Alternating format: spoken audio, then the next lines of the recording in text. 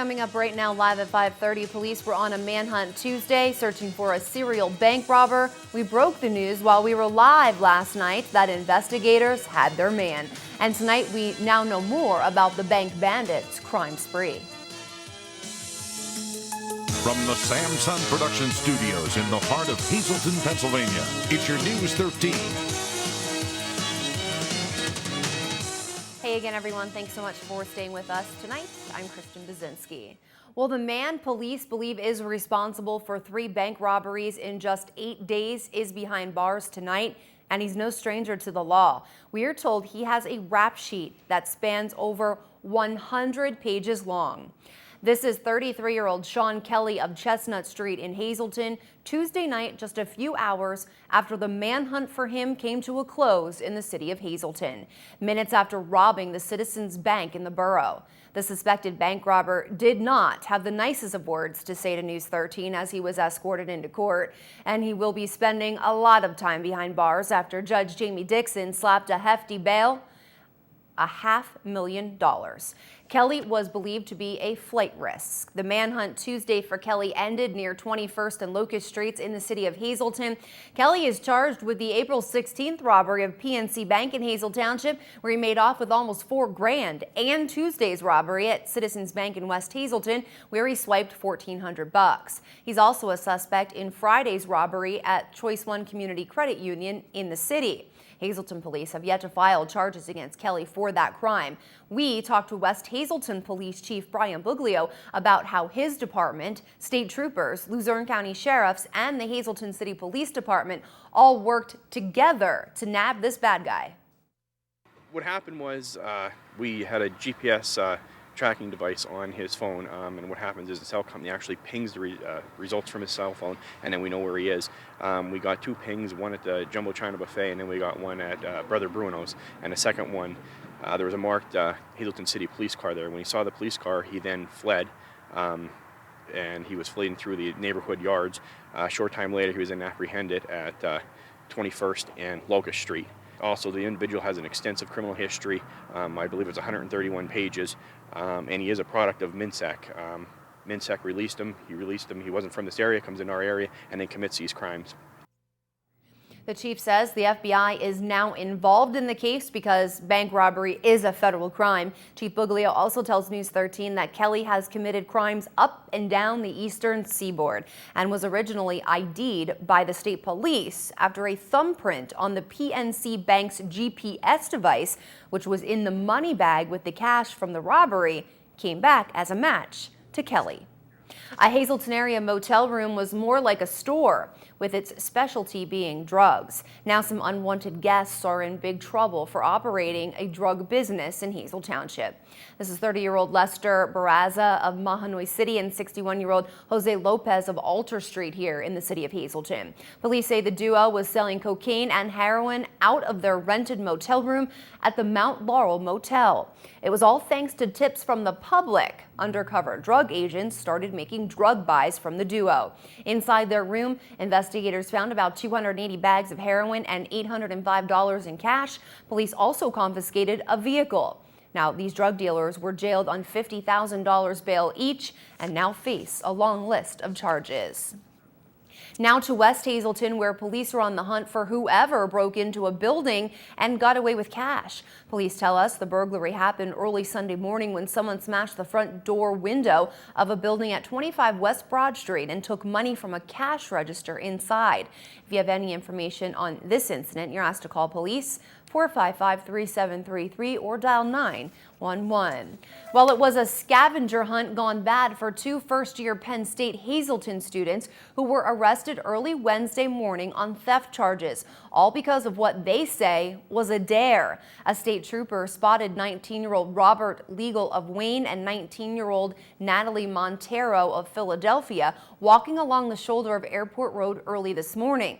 The 2 were carrying miscellaneous items, including a surveillance camera that they swiped as part of the scavenger hunt. The students now face a number of charges, including underage drinking. They hailed a taxi and then took off without paying, and when police got involved, one put up a fight. Now 2 Monroe County men are in some trouble with the law. 19-year-old Nicholas Labar of Cresco, along with 20-year-old Jermail Stanley of East Stroudsburg, who skipped out on their cab fare that was just shy of $99 Monday night. The two were headed to Turkey Path Road in Sugarloaf Township from East Stroudsburg. To make matters worse, police say Cresco allegedly assaulted a state trooper. The two were slapped with a number of charges and were put in jail. Cuts in education, job creation, and the state budget were just some of the key topics discussed earlier today by a state senator to the business community of Greater Hazleton. We'll stop by there and also give you a full recap on yesterday's elections and results. You don't want to miss it. Stay with us.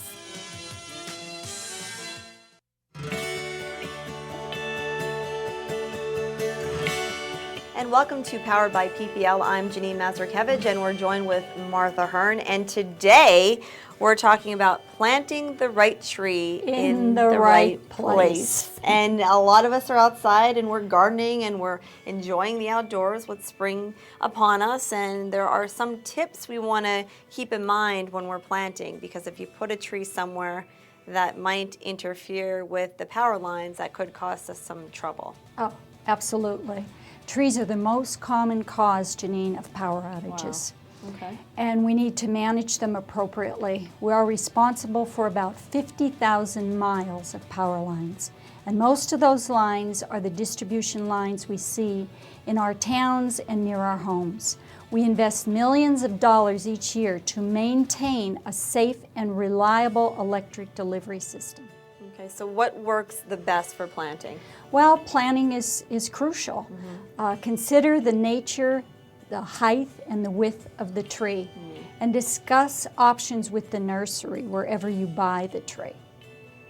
And now when PPL looks at offering any guidance, because maybe we're not that good at gardening or we want to do the right thing, but we don't know where to start. What does PPL do as far as guidance? Well, yes, PPL Electric Utilities professional foresters can also advise on how you select the proper tree. Check with the local shade commission if there is one.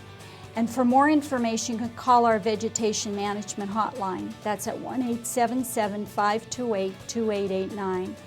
And you can email us at pplvegetationmanagement@pplweb.com or visit the ppl.com vegetation site. So there are lots of resources out there. We also want to remind you, if your tree is close to a power line, you don't necessarily want to go near it because we want to keep you safe. Do not attempt to go near the power line. Keep ladders away from power lines. Call 1-800-DIAL-PPL for assistance. All right, so for any more information, you can give Martha PPL a call. Next week, we're going to be talking about PPL Electric Utilities investments in infrastructure. Thanks so much to Janine and Martha. Well, another election day has come and gone. Now we need to sit back and wait for November, when some important elected positions will be up for grabs. Voter turnout was low in most parts of our viewing area Tuesday. No local races to watch, but some matchups in Schuylkill County gained attention, not only in our area, but across the state. Senator Dave Argel and State Representative Jerry Knowles both managed to hold on to their seats for now, after wins over businessman Brian Rich and New Ringgold Councilman Larry Pedora. A big surprise was the loss of longtime U.S. Congressman Tim Holden, as Matt Cartwright pulled off a win. In November, Congressman Lou Barletta will go head-to-head with Gene Stilp, who sailed past Bill Vinsco for the Democratic nod. And Pennsylvania voters chose Mitt Romney as the primary winner for the Republican nomination for president. November 6th is Election Day, so in the meantime, do some research on the candidates and make the right choice in the fall. It was one of the issues that had voters flocking to polls on Election Day. Some say it is a vital part of our community and went out specifically to vote yes. I'm talking about the Hazleton Public Library system. And before yesterday, our community was near danger of losing all of the libraries throughout Greater Hazleton. A ballot referendum in yesterday's polls asked district taxpayers if they want a portion of their school tax bill dedicated exclusively to the local library system. And voters of the Hazleton area school district spoke out. The majority do, in fact, support the local library system and having a reliable source of tax funding every year. The referendum won overwhelming approval in Luzerne County with a total of nearly 4,300 votes in favor and about 2,500 opposed. Many are very relieved and extremely grateful that so many exercised their voting rights, and the results go to show that people, obviously, really do value all that comes from the public library. A state senator paid the business community a visit earlier today to discuss key issues such as cuts in education, the governor's budget, and job creation. News 13 stopping in Drums Wednesday morning at the Keystone Job Corps Center, where Senator John Udechak addressed those key topics and more at the red carpet breakfast hosted by the Greater Hazleton Chamber of Commerce and sponsored by PPL. Senator Udechak also spoke about investing in our schools as well as in our transportation, and the response, he says, was positive. Well, I think one of the key responses we heard today is, yes, we have to invest. You have to invest in Pennsylvania. You have to invest in the future. You simply can't get to prosperity by cutting. The other thing I heard today, and it's one that I tried to practice my entire political career, bipartisanship. Let's work together. Put the party labels aside. Let's get together and solve problems. The business community, the government community, private sector, public sector, let's roll up our sleeves, get to work, and solve people's problems. The red carpet programs are held each month as a way to provide information to the local business community and offer new and expanded business networking opportunities. Coming up on News 13, the flaky weather has teased us up to a high of 80 degrees just last week, then rain and even some snow. What can we expect next? We'll have your forecast in just a bit. And do you know all the benefits of Catholic education? The long list is something you may want for your own child. We'll tell you more about that coming up.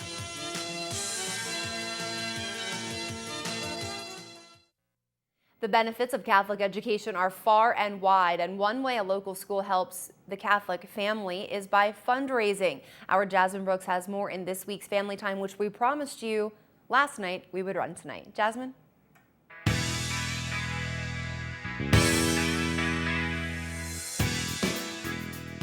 For this week's Family Time, I am joined by Lori Lissat, president of the PTA at Holy Family Academy, and we're talking about some exciting tickets that are now being sold, and it's all to win a Kindle Fire. So tell me a little bit about that. Well, Jasmine, we were trying to do something different, and with e-readers being so popular today, we thought the Kindle Fire would be a great opportunity for anyone in the community. They're very reasonably priced. They're 3 for $5, and you have an opportunity to win the Kindle Fire. It's a $250 value, and everyone can use it. So you don't have to be technology savvy, and you know the tickets, what we're using the money for is a luau for our students and teachers at the end of the school year. So. What a great idea. So how can we get our hands on one of these tickets? They can contact me or they can call the school. The school number is 455-9431. They can stop by the school during school hours. It's on 601 North Laurel Street, right across from what used to be called St. Joseph's Church. So they can stop there and pick them up anytime at all. Now, this is a great fundraiser, but you're always doing great fundraisers, and it just shows you how the school really is involved. So tell me a little bit about this school and what it has to offer children. Well, we're very fortunate at Holy Family Academy because our name really says who we are. We are a family at that school. You know, Sam and I are grateful that our daughter has the opportunity to attend there. And the school, you know, it's a Catholic school. We do pay tuition, but the fundraisers that we do often offset the cost of your tuition. We have a certificate program that, again, anyone can take part in.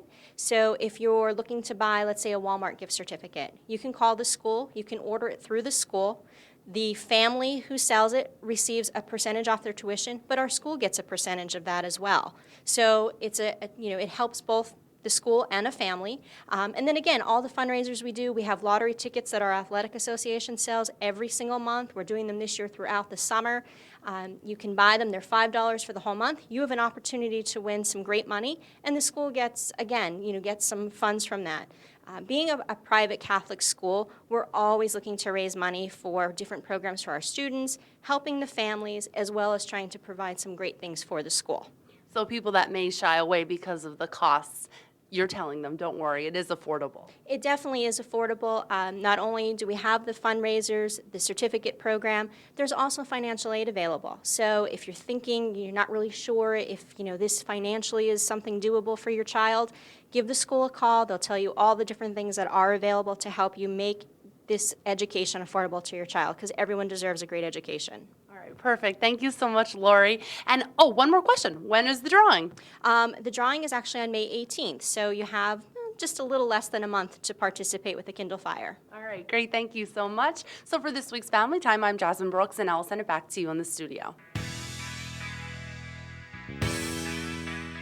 Jasmine and Lori, thank you so much. I'm so glad I got my tickets. Make sure you get yours. Finally tonight, I hope the nice temps that we saw a few weeks ago make a comeback real soon, but I don't think it'll happen this week. Before we take a look at your forecast, let's check out tonight's creative conditions sent to us by Megan Moses, a 5th grader at Holy Family Academy. Megan's artwork shows a beautiful rainbow that only comes, of course, after a little bit of rain. So looking at your forecast, let's see if the rain is in it. Not for tonight, at least. Low down to 38 degrees with increasing clouds as the hours go on. We go right to your 4-day outlook. Clouds mean rain, so showers are likely throughout your day tomorrow. We're going to get up to 53 degrees.